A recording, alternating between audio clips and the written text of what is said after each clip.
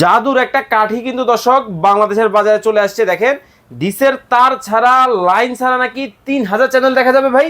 ভাই সত্য শুনেছেন ভাই, 3000+ টিভি চ্যানেল দেখা যাবে ডিশের লাইন ছাড়া, ডিশের তার ছাড়া, ডিশের বিল ছাড়া। ভাই কি বললেন ভাই, এই কাঠির মাধ্যমে? এই কাঠির মাধ্যমে ডিশ আজীবন ফ্রি দেখতে পারবে ভাই। আজীবন ডিশ ফ্রি দেখবে? আজীবন ফ্রি ডিশ দেখতে পারবেন। এই যে জি বাংলা চলতেছে দেখেন। ওরে ভাই দেখেন অলরেডি জি বাংলা কিন্তু চলতেছে। দেখেন কোনো ধরনের বিল কিন্তু আপনাকে আর দিতে হবে না, তার কিন্তু দিতে লাগবে না আপনার টিভিতে। তো দর্শক লাইভে যারা আছেন, কে কোথা থেকে আমাদের সাথে জয়েন হয়ে গেছেন একটু কমেন্টস করে জানাবেন, বেশি বেশি করে শেয়ার করে দিবেন। ভাই আসলে কি এতগুলো কাজ করে এটা?